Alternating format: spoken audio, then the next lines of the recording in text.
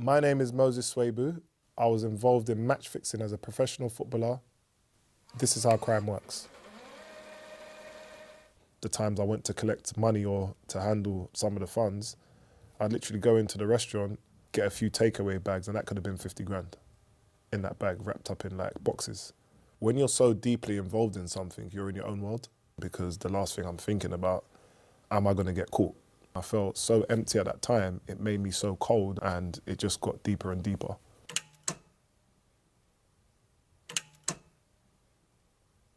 The first time I was approached, I believe I was 19 or 20 at Lincoln City. Delroy Facey, who was my teammate at the time, he'd played in the Premier League. We were playing a game away at Northampton. He's literally, it's very like blunt and simple. Come down to our room. Okay, let's go down. We're sat on a bed like teenagers with me and my two teammates. This white male who was Russians walked in, and he identified himself as he's the person paying everybody the money. And all he said was, hey, you guys need to lose. When I first saw the 60,000, it was in euros. So when he actually put the money on the bed, he actually said to one of the players, you can go and sleep with it. Let me know how you feel in the morning. The following evening, I believe, we've travelled with the actual money on the coach, and every single player that was present, including Delroy, happened to be on the bench anyway. So we declined that offer. At that time, I was wanted by Premier League clubs. We went back to our rooms and we spoke about it. And none of us had made that amount of money, but everything was about career. I never had a baby. I barely had a girlfriend. So why would I compromise being involved in something where I could probably make 60 grand anyway if you work hard? But there's a process here now. It's almost, without you realizing it, it's a form of grooming without realizing you're being groomed. Why would I go and tell on my captain? Especially if I haven't had, between 16 and 19, any education on this, and more importantly, I'm a young professional that's only just started his career versus someone that's got over 200 appearances. I believe the second time, whilst I was approached and I was more, I'll say mature, it was really about choices.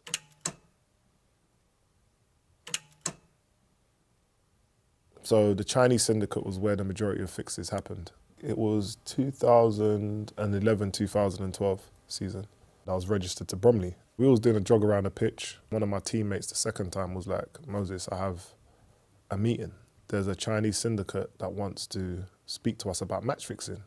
So I asked him, how many players do you need? And he said 5. Then I went to the players and I was like, look, this is what the deal is. You go to the meeting, you fix a game, you get paid. So the Mayfair Hotel was significant because it was the first time we'd ever turned around and met in a location. It was in the evening before the game, which was going to be played at Eastbourne. Mayfair Hotel has a really royal smell. It's very distinctive. Whilst we went into the bar, I remember my first time I had an old fashioned with a big ice cube and that orange in there. It just felt expensive. Whilst I looked around at my other teammates ordering cocktails, everybody was very much on a knife edge, and you can see it in their face because you didn't know what to expect. So when we went up, I think, on the 4th floor, and just to paint a picture, when we walked into that room, the guy was chain smoking again. I saw loads of cigarette butts, and he was sitting at the edge of the bed with his feet off the ground, and he was only like 5 foot tall. So as he started to speak, and the right-hand man at the time spoke about the actions, it was a really calm and relaxed environment. And when they passed us over the white paper bags, we were paid in football in brown paper bags, so I knew what 2 grand felt like, or a few £1,000s, and it was much more than that. So we had a choice to make when we left, let them know within a few hours whether we want the game to go ahead so they can put on a bet. And the players met in the cars, and I said, I'm in. So Eastbourne versus Bromley, we were asked to concede 2 goals before 45 minutes in the first half, then play normal. I remember the first minute of that game, you had me and 4 of the other players. One of them was on the bench, but 3 players that were playing in that game. So the first thing, as I'm commanding and doing things, was like, let's sit in. But then players who are not in on the fix are giving them the ball. He's going down the line, beating a person, beating another person, 1v1, hits the post. And I'm like, this is the complete opposite of what we said we're going to do. Second attack, the other guy does it. Third attack, we should have been 3-0 up rather than 0-0. So as I was giving out instructions, I told the team to sit back and play with a low block. So rather than attack, let's just sit in our half, and depending on the type of movement, they'll have openings. Braveheart, who wasn't in on the fix, has given away a penalty. They score 1-0. Up until the point, the panic really set in, because as we was playing that low block, it was only until Eastbourne have crossed the ball and the players actually handballed the ball in the area and the penalty was given. I didn't realise at the time someone had been sent to watch our game. Somebody saw the whole thing, which was the middleman. After that game, the players came a few hours later and it was just kamikaze the whole night. It was arguing, going back and forward, why they're not being paid, etc., up until the following day when we went to Canning Town and received the money. I had a white SLK at the time, which was completely tinted. I saw he was probably 50 kilos. He literally looked like a teenager. And he had 3 or 4 Sainsbury's bags. And I'm like, surely that can't be him. Surely that can't be him. Then as he gets closer to the car and I open my door, he just says a name, which was the middleman's name, just drops the money in the footwell. And as I'm sitting down on the car, I had my seat low and my hands on the wheel. And as I've jerked the car forward, it's gone back and the money's just falling out. So at the time, I just remember that the middleman was laughing, put on French music. And this was probably the first time I've ever driven that car with 2 hands on the wheel looking straight. We travelled from Canning Town to Rotherhithe Tunnel to Tower Bridge to over the bridge, and I was panicking the whole way. So it was probably the first time I actually done the speed limit in that car. When we got back to the Mayfair Hotel, the players were just infuriated. To be honest with you, I didn't have an emotion when I took that money. I didn't care. That was the first time I'd actually spoken to the main person, because he wanted to guarantee the money was received. And as my Bluetooth was connected and I spoke to him, he just told me bluntly, you're going to take over. After that meeting, there was quite a delayed gap for the next fix. They wanted to penetrate English football at the time. So they wanted me to help them initially in the beginning to try and find people that's played a high level that are quite senior and mature, because they're coming to the back end of their career. But that was a tough task, because at the time I'm only 24, and that was another high level version of what they wanted to do.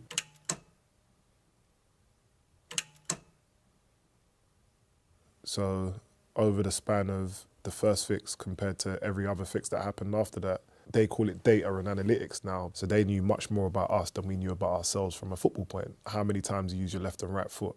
Where are you vulnerable? How many crosses does the team have? How do you now study the opponent? So the language that they spoke about the data was so important, because if you were highly analytical in your defender, you're the last line of defence, so you see everything. If you're a midfielder, it's a different perspective, because they may turn around and be like, well, we want you to just hold this line and defend deep because it invites pressure. When you look at spot fixing and match fixing, even though they're very much similar things, you need to look at the way the betting markets are operating. So for example, spot fixing can look like, all I want you to do is get a yellow card in the first 10 minutes, then you can play normal. It's much easier to spot fix than it is to match fix. So we actually spot fixed a lot more than we match fixed. And if you include a yellow and red card, that can be anything from 5 to 10 grand. So you don't actually have to win or lose a game. Or if he turns around and they say, well, we need you guys to concede between 70 and 80 minutes, that game may be tight. But then what I realised, oh, well, he's actually got the other team as well. Because what you'll find in crime, you always think you're the main person or you're the central figure in your mind, but then you don't realise that you're almost collateral damage, because you're almost Nemo in this big pond. So when we started meeting other teams and we were meeting up, and I realised that if you almost control one person, that can move specific markets and indicators. And if you look at where in America point shaving is, that line of movement now is detected by data. But then how many of these data people actually go and see these games live? So how can you tell me if a game's fixed or not?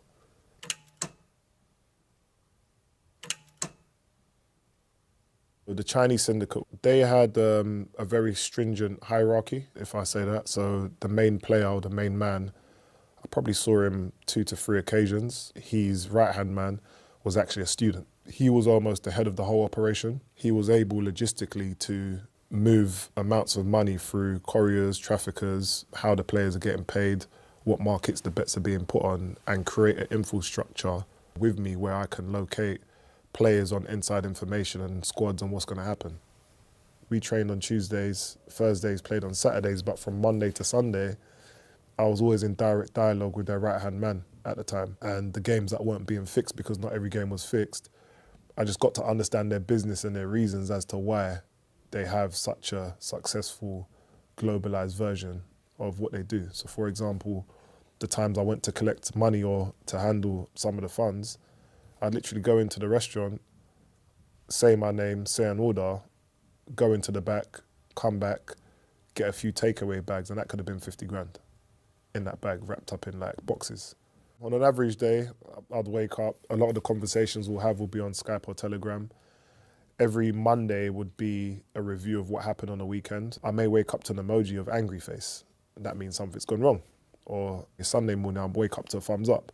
That means business has done well. So the levels of communication weren't sentences and paragraphs and, hey bro, what you doing? It was very much emoji based. When I saw angry face, that meant another team had done something wrong and the boss wanted to speak to me to find out inside information on what's happening. We've lost 250 grand, for example. I'm like, okay, well, even though that has nothing to do with me, what do you want me to do? Just find X, Y, and Z out. Okay, go to the restaurant, pick up £1,000. Let me know in 2 days what you find. I don't find anything, he gives me another £1,000. Find some more, come on. Emoji, emoji, emoji, I'm angry. Just do your job. Don't ask too much questions because that's a form of paranoia. I didn't see a threat to life. I wasn't given a bullet or a gun and said, hey, I'm gonna kill you if this happens, because I never ran away with the money. And more importantly, if you start asking questions, you now put your name and place into conversations that don't need to be had, because what you're asking is structure.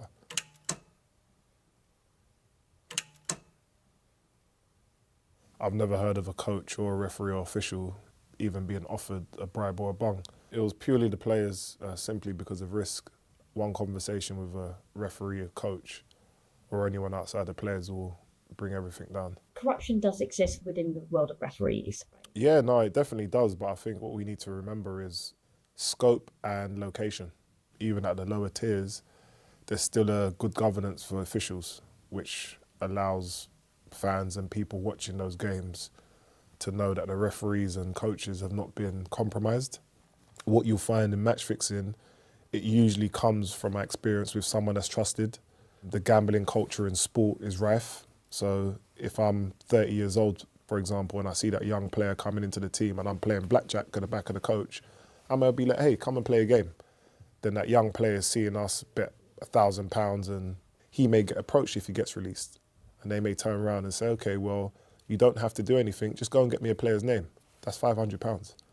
Or if the syndicate needs other players to book hotels or for them to go undetected, I can give you £1,000 for booking the Hilton Hotel. Football's a relationship-based business, so your character is very key. Because if you, for example, turn around and said to me at the time, Moses is match fixing, but I'm your captain, then the psychological effects, almost in a very highly toxic, egotistical way, is you're almost killing people softly without realizing that a lot of this money and system, again, comes back to one thing: who's influential and what type of relationships you have. At that time at Bromley, I was very close with the manager. The manager, in and around New Year's, told me I wasn't getting paid because I was having my daughter. So then he gave me the fire to justify everything I've done, to say, you know what, I made the right decision. Then when you're speaking to other players and they haven't been paid, the conversation's easier. Hey, look what the gaffer sent to me. If he thinks that about me, and more importantly, I haven't got a contract that's really worth anything apart from the paper it's been printed on, how can you tell me to miss my midwife appointment because we've got a game on a Saturday? And I can almost use this as an advertising tool to every single player that I speak to. Look how managers are treating us. Because it's all a form of manipulation, and more importantly, that manipulation can pinpoint anybody. Could you imagine if players were injured? You know, could you imagine if you owed somebody money?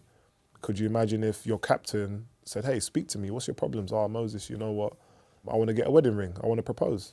Take £5,000, pay me back whenever you want. Because all you need to do is ask one person a favour. You know what? On 20 minutes, I just need you to concede. Why, Moses? I don't need to tell you why, just do it. If you go and do that, I'll give you £10,000. Why would he say no?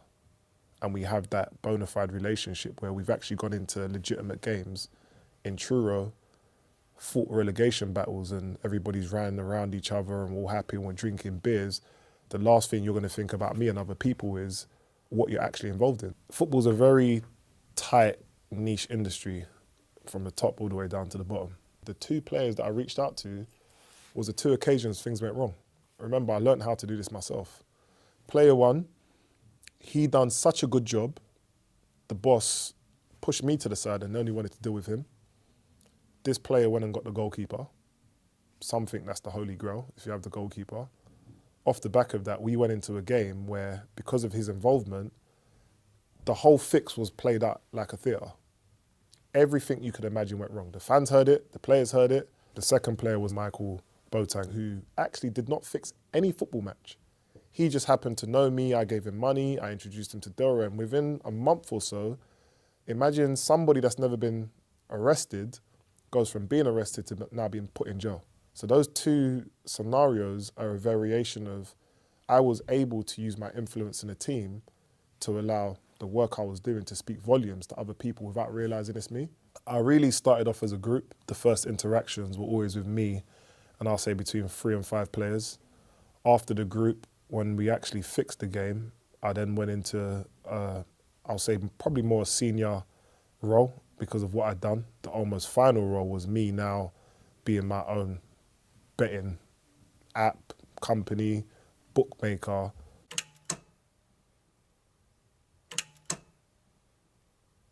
I'll say if we start at the top, the Premier League's better governed. The payments are astronomical. Like any other sporting league or federation, as you go down, you're less paid. I was playing, I believe, at step 5 or 6 at the time, so it was a level below the conference. I was probably on £800 to £1,000 in cash in the Premier League. It's watched by millions. The level that I'm playing at is watched by a couple of hundred people, if that. So first of all, you start off by taking pocket money. And whilst you're sitting there with them, you're almost giving them the inside scoop of, okay, well, this is how this manager plays. At this point, if this team has a successful FA Cup run, you'll know in non-league, they usually have a worse season.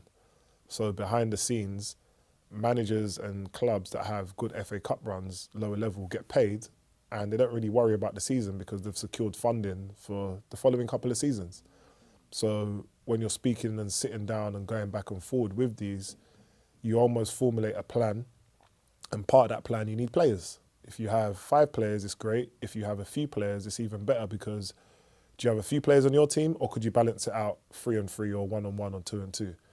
If you have 1 player for team A and 1 player for team B, that's even better than having 5 players because these 2 players, all they need to do is create spot fixing elements where you concede in the first half, you concede in the second half.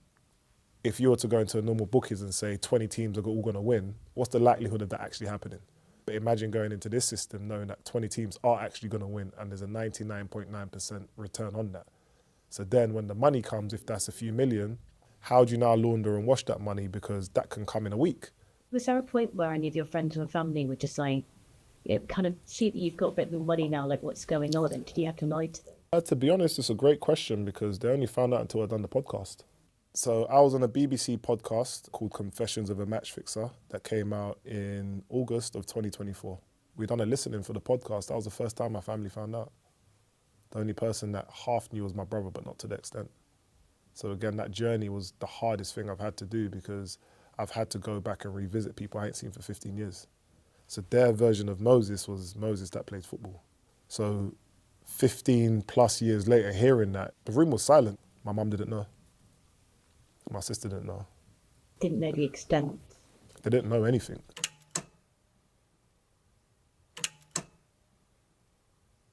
We are part of this almost chessboard. So for example, I used to play centre-back. If I play left or right side centre-back, I can be hugely influential throughout the whole team. If I was watching a match, for example, how would I be able to spot that it was fixed? I don't think you would. The only way you could potentially spot it, I'll give you an example. We could watch an international game or a Premier League match. The defender slips and a goal goes in. It's match fixing. Because when someone does something that isn't really of the normal, you're going to be like, this match was fixed. Or like, it's just human nature. Even before I was match fixing, I was like, that looks odd. Why would he go and do that? But then again, when you're on the pitch, mistakes happen. And this is why it's so sophisticated because you can never really tell what data can do is detect and with different technologies help you understand it. I'll give you an example. If you look at a football pitch, depending on the pattern of play, the style of play, the positioning, you'll be able to tell if you're an experienced defender, why are you marking the wrong channel or the wrong side in this specific moment? Or if you're an experienced striker, how have you angled your body at this moment and taken that shot and it's just gone a yard off the post? Or if you're a midfielder, why you're not as mobile as what you are? Because if you look at that and you compare it to the market and bets that are placed on that game, any line or movement on an illegal market will kind of help you understand, oh, was that game fixed? But how many fans do that, if that makes sense? When you watch a game, you don't watch a game to think it's fixed. You watch a game because you love the sport and more importantly, it's fair. And it's an equal playing field. And that's why betting markets exist.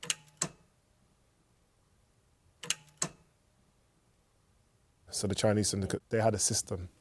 And on that system, I saw the amounts being placed on that market and there was a delay. So for example, if they had a market open in Asia, they could put on a delay in live time because at that time, obviously data and analytics weren't what it was.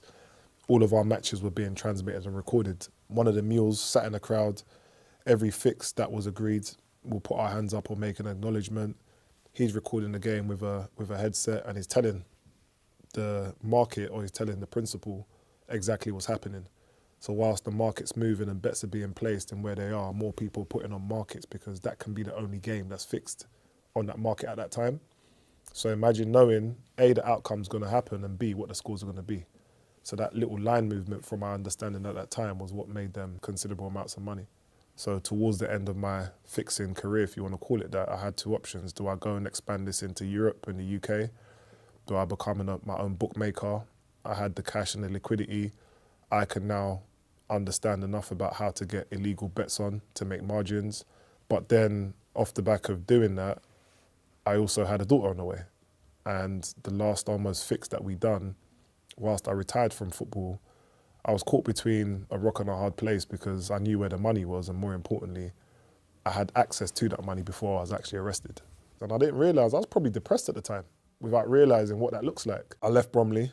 I was at Whitehawk for a few weeks and Sutton for probably like a month or two. And funny enough, when I went to Sutton, I felt that feeling and buzz again, but then I was like, I don't think I can play here without match fixing. I don't have that same hunger or desire. Let me leave. I've left, contemplating retirement. Michaels rang me because he was at Whitehawk, going back and forward to the manager, and he was like, yeah, we want to offer you £350. But what he didn't realise, I was already a millionaire by then. So it wasn't about the money.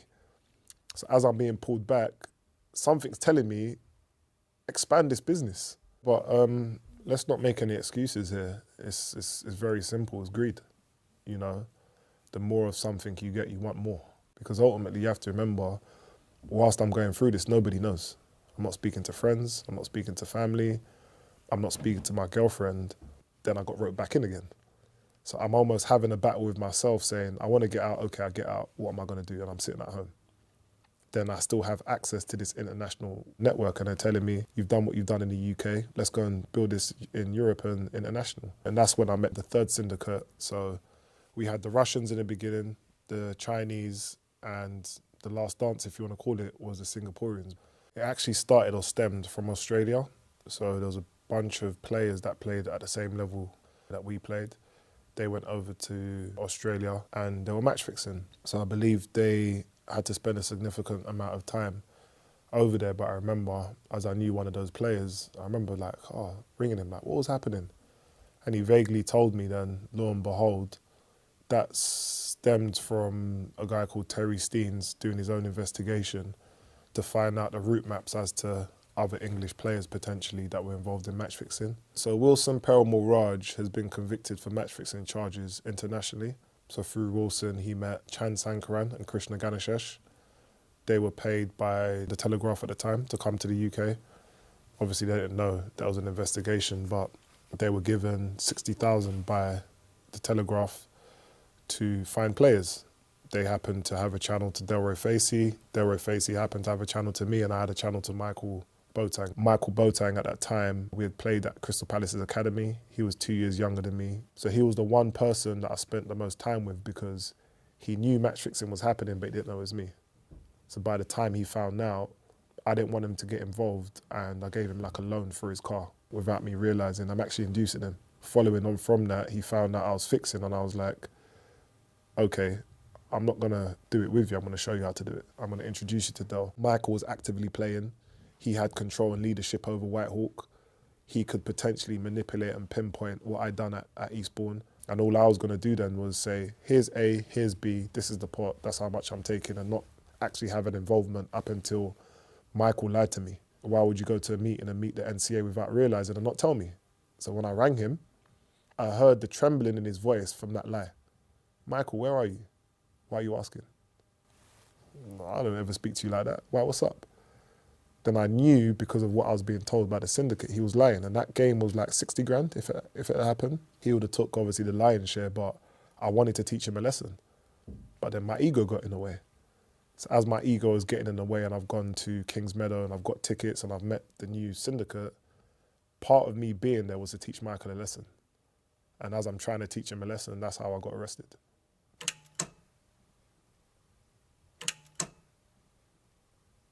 2013, I was arrested. The day that I met Shankaran and Sham for the first time, they'd come from Manchester in my direction, the match was fixed. We agreed 5 grand if the game was successful and I got 20. So at half time, I was like, where's the money? Because you haven't given it to me, but let's go to a local restaurant. Went to a local Asian restaurant, sat down, we're talking, he hands me a bag. I've gone into the toilets, counted it, there was 3 grand. And I'm like, 3 and 5, what's the difference? 2, is that what we're arguing about? Then I was actually saying to myself, why am I even here? So we start arguing, and he's arguing, and obviously we're the only people in the restaurant. Then a blonde woman walks in. I'm like, that's odd. So as we're arguing, she sits right next to us on the table. And I'm thinking, we're in the middle of Kingston. She's got heels on, blonde hair, glasses on, and I'm like, she should be in Mayfair. This is odd. So as I'm arguing with Chan, my friend Benji at the time is with Krishna. Then a male walks in, and I'm like, he's in a suit. I was like, what's going on? So then he walks around in the same kind of like way she did, and he sits down, and like their body language is a ton like next to us. And my heart's just pumping, and my instincts kicked in, and I was like, I gotta go. I called Ben. Ben was taking forever, even though it may have been a minute, it felt like a long time. Then as Chan's shouting, it's like, oh, look, he ripped me off, this, that, the third, give my money back. Ben comes, Krishna comes.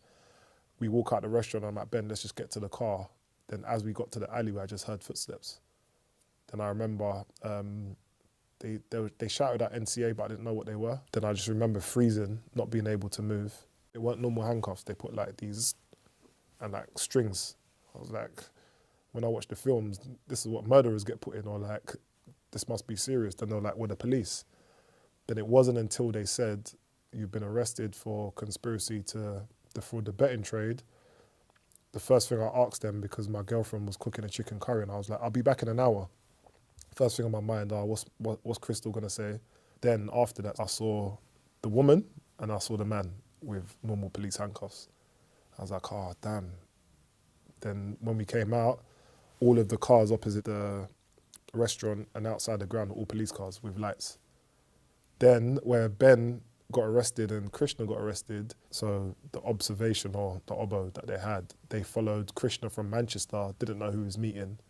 He ran into us and they've now got their case. The National Crime Agency in the UK were the law enforcement agency that led our investigation. The NCA had been given a case file by the Daily Telegraph at the time, many months after the season had ended, because after the 2012-13 season, the NCA had caught the third syndicate because the game that I invited them to, AFC Wimbledon versus Dagenham and Redbridge, was the game I said that was fixed. So whilst they had an observation, they bunged the rooms, they had live recordings, they heard us speak about fixing, etc. But they never knew about all of the other games that were fixed in the previous season. The people at the top of the pyramid were never brought to trial. But Chan Sankaran and Ganeshesh, I believe, they got 5 years. Delroy served 2.5 years in prison. He was convicted with me on the second trial. And Michael Boateng served 16 months a year before I went to prison. We both got 16 months. I done 4 months in prison, 4 months on a HDC tag. Then the rest of my sentence was outside on licence. You know what, this might sound controversial, yeah, but I think getting a prison sentence is just a word. being rehabilitated is what we're looking for here. People make mistakes. I've made mistakes, but more importantly, I believe everybody deserves a second chance. And I feel part of the guilt, even now, that kind of lives with me is knowing, even though I've transitioned and I've come out the other end, Michael hasn't. Dore hasn't. They got bans. I was banned for 15 years. I'm the only person that went to the FA and actually admitted, like, this is what I've done, how can I help?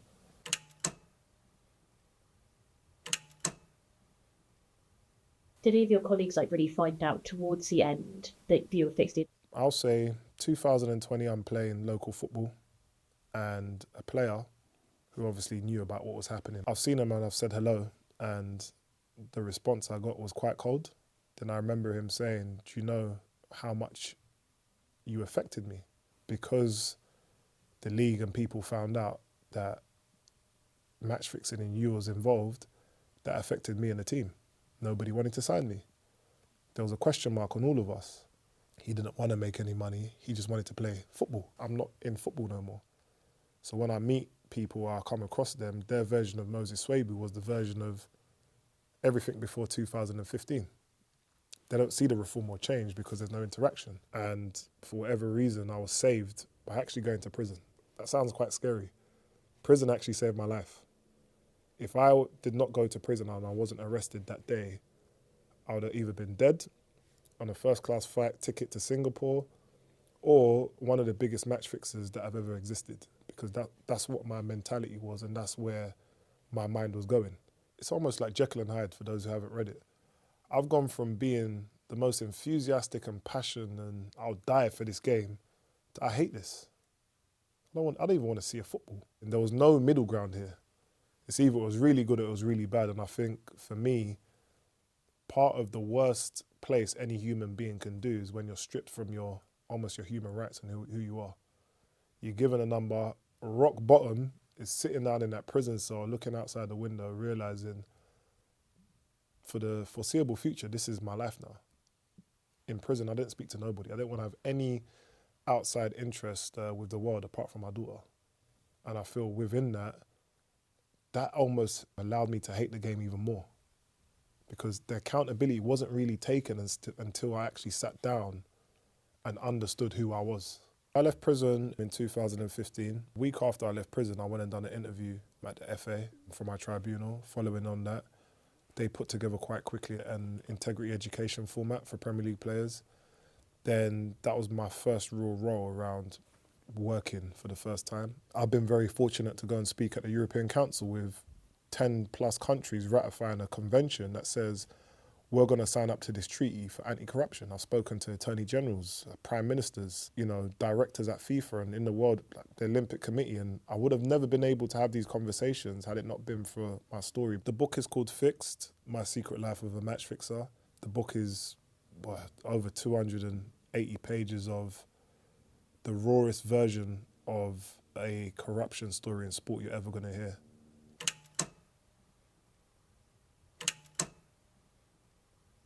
Probably from my time, football and the sporting industry have improved in adding an integrity officer. Those integrity officers are doing multiple courses around how to help that individual. I think where things fall short is having sufficient enough evidence from just being approached in order to make sure that the right framework's done. Just having the bravery to turn around and do the right thing is the first step. And again, that can include telling anybody that you give that information to that's trusted. So between 2015 and 2019, I've been into every single Premier League club. In a season, I've been approached by several players in 4 years. People coming up to me and saying, oh, you're Moses, right? Yeah, I saw your story. By the way, such and such happened at this period of time, or I was approached this time, but I reported it and done the right thing. You can slowly bet within reason because it's legal, because what we don't realise, athletes have a lot of time. So you train a couple of hours, you go home, what are you doing with your time? So the algorithm on your phone is getting betting, gambling. Every session I've done with young players, the first question they ask me is, why are we sponsored by a betting company? And we're not allowed to bet. Oh yeah, because that's the rules. And I actually can't explain it because I don't work for BetX or whatever company it is. And what you find is this generation of player goes to become a full international and a player and earns loads of money, I'm pretty sure if you were to do a survey of 10 players, you'll probably have more than half that have either used some form of app or betting.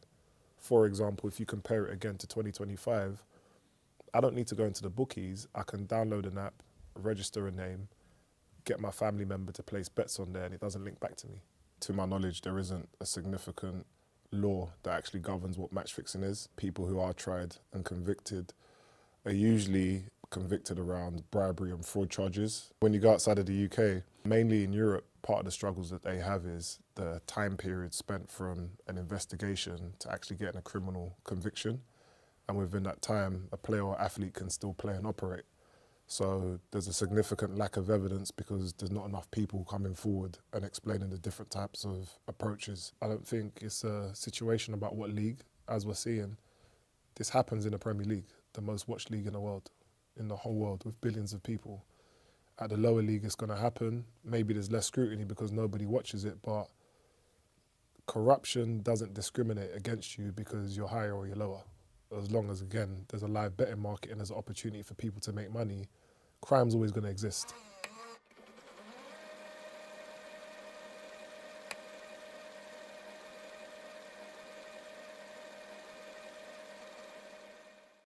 Hi, I'm a producer on How Crime Works. If you enjoyed this video, then please subscribe and comment below with more ideas of topics you'd like us to cover in this series.